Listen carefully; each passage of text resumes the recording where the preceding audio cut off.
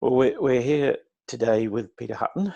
Peter's in Melbourne and I'm in Sydney, and we're continuing our conversations around education and I guess the implications of what's been happening with the pandemic. So thank you for being part of the conversations, Peter. Most welcome, Stephen. And good to be able to chat again. Some of the, I guess, the thinking that's been happening for me at the moment is around the whole issue of what are the longer term implications of the shutdown and the thrust into what's been essentially online schooling, not online learning, for many, many people.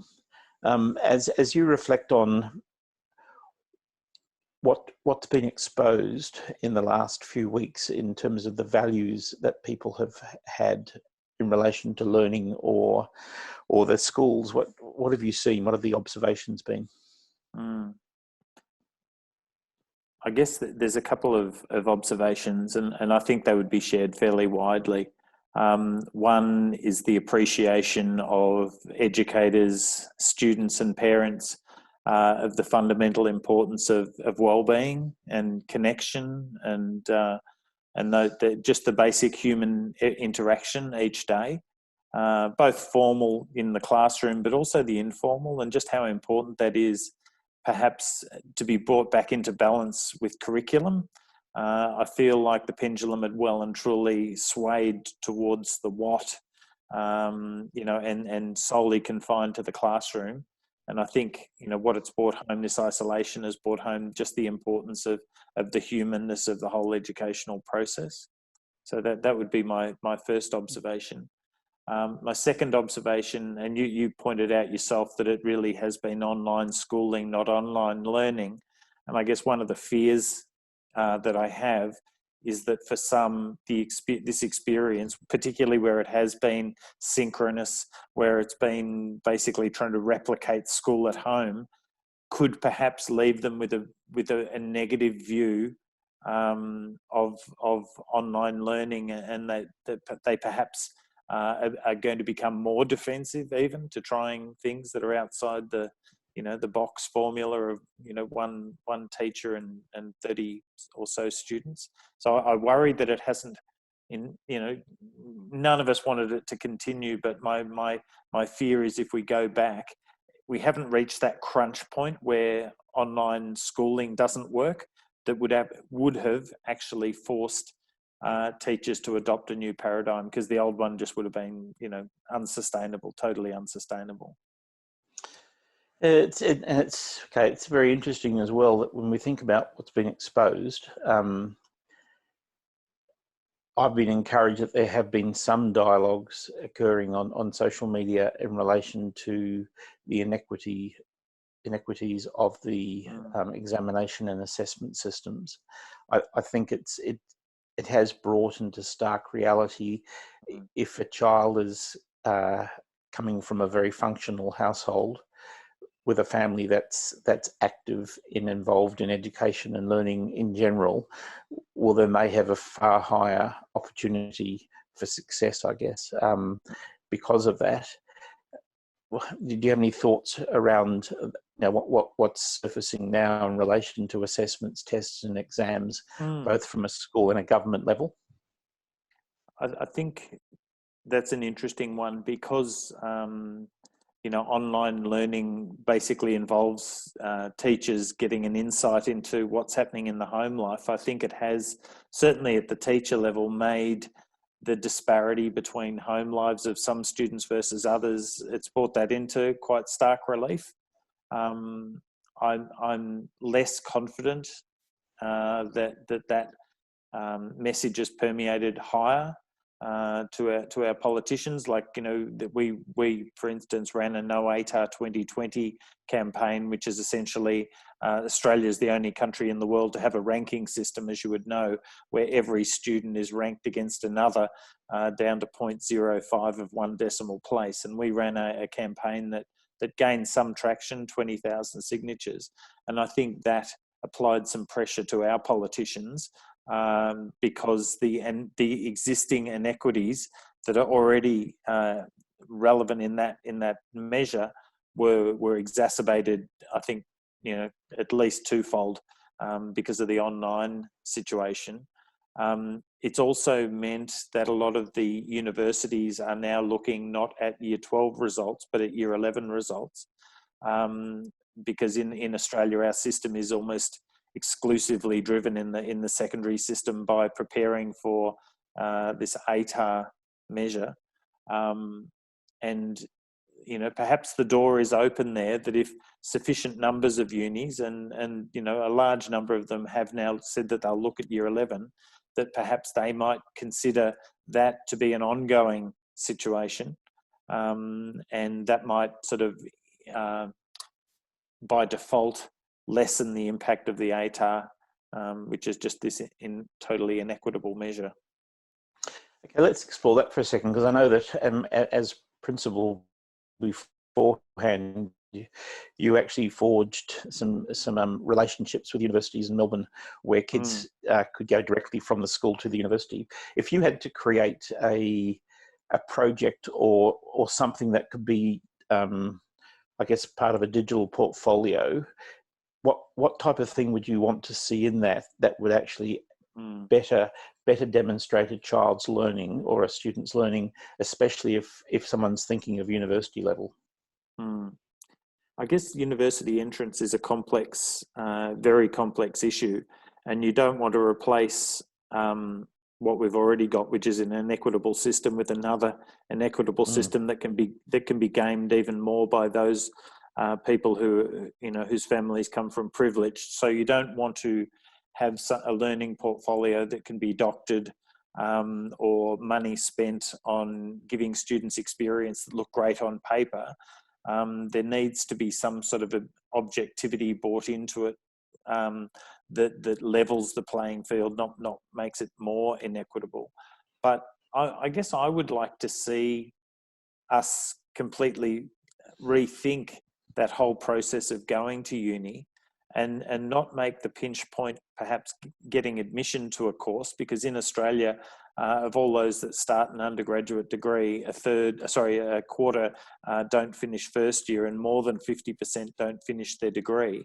I think a little more like a modification of the French system, where students were given entry into a course. Now, I'm aware that there were certainly some issues with the French system, but I believe that those students who do want to get into a university should be given entrance into it, and then perhaps judged on their ability to cope once they're in first year, and then to perhaps change. So perhaps it should be a diploma that's introduced. Or indeed, as we had at Templestowe College, where I was the principal, we had students in what we didn't have year levels in the school, but basically in their year 11 year or 2 years prior to their graduation, they would actually approach, or they worked with Swinburne University, and they would do a first year university subject, and one each semester, and provided they got a passing grade in that, then they were given guaranteed entry into the university degree of their choice. And I think that was a great step forwards, because whilst they were still in school, supported by educators that could give them a hand with that, they actually got to see what the course was about. And so the success of staying in that course and seeing it through to completion was higher. So I think something like that, where students were actually able to do a couple of sample subjects, university sample subjects, 1 or 2 years earlier, would be a step forward. Yeah, that's interesting. It reminds me of what I've heard about the New Zealand system, where I read that any person from the age of 20 can actually go into a university in New Zealand. And I've heard people throw back and sort of say, well, what happens if they haven't got the capacity? Well, as far as I understand, it's up to the universities to then create the bridging courses so that everyone can have the aspiration. And that certainly seemed to me to be an extremely good way of addressing some of the, I guess, the socioeconomic issues that have kept the Pacific Islander and the Maori populations perhaps underrepresented in tertiary. Yeah, it's a very interesting area. If we think back to your experience then as a principal and what you're seeing now, what blue sky thinking would you like to see happen for people as they're considering what should be the key focus for their community once they can meet again? Gee, that's a very good question. Am I back in my old school, or am I in a You can more be anywhere. traditional school? You can be wherever you wish to place yourself. Look, I'm, you know this, Stephen, I'm no fan of what we would term the traditional education system. I hate the power imbalances. I hate the hierarchy that exists in schools. I hate the fact that, and I mean hate quite genuinely, like, the fact that students have very little autonomy over their time, little agency over their life, over what they do, and I think it's an appalling system that was fit for purpose, 100 years ago, and sort of started losing at 50, and yet we're still, working on with it. And I guess my hope would be that, if there's one thing to get out of this, we've seen that teachers are actually got massive capacity to change when needed. And, hats off to them. Like, they really have gone above and beyond. They've got their own personal circumstances that everybody's dealing with, but the sort of, the scale of the pedagogical challenge that they've had really, I hope, has left them with a confidence that they can continue to change, and we'll give them a little bit of time to get back into the normal once they return back. But I would really hope that the school communities can come together and really reassess which were the bits that were valuable, which bits did we really miss, and start reconceptualizing what school could be. Okay, well, so then let's throw in a what if, where you can be as contentious as you wish. What if you were the new Minister for Education nationally, not just in the state, and you could bring in 3 or 4 changes within a couple of years? What would you see as being critical, not just in the context of the current pandemic, but in the context of the wider education shifts that have been happening in the last 5 years? Yeah, this is something that I have considered before. Not that it's likely to happen, I might add, but I do believe that, like, education shouldn't be like, we need it as part of a community. We do need people to have, those basics, but it's assumed this right over people's lives that it shouldn't have. And I believe that schools should be servants of their communities. They shouldn't be doers to or dictators of. I think that they should be servants of their community. And, were I, in a position to do this, what I would say to each school is that within their school, they need to put together a plan. It's not too dissimilar to something that happened in New Zealand, but I think that the school leader or leadership group should have to put together a plan. It should be in plain English. Obviously better plans would consult with their local community and find out what their needs and aspirations were. They would put together a 4-page, like literally just 4 A4s, possibly with a little video to, for those that are not, for whom reading's not their thing, putting forward what their plan is for moving forward to move to a state where all young people are experiencing success. And I think they should be, like I unlike most people, certainly in Australia, I actually believe that there's enough money in education. Even in your state schools, I think we just waste a lot of money, and I think we spend a lot of money on stuff that doesn't make a difference. So within your budget, and perhaps you could bid for additional resources, but I think you should have to put together that plan. And that plan should be transparent. It should guide the school at all level, from the leadership to the teachers to the students. And ideally, students should have an input into that plan. And at the end of that time, I think that the community, certainly students and parents, should be given some form of evaluation. You did put me on the spot, so I haven't thought of what that would look like. But essentially, unless they had, let's call it, a decent level of satisfaction, or at least moving in the right direction, then whatever regional structure you had should work with those leaders and say, why hasn't it worked? And provided they can justify why it hasn't moved in the direction that they'd hoped, I would be fine with that.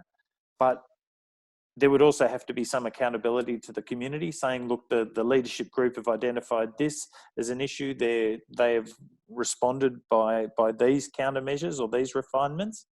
And then if in the next year and subsequent years, all those all those identifiers were not moving in a positive direction, then I think the leadership group should be removed from the school and another group be given the opportunity to take the reins. And it does require a group, but that would be my plan. Yeah.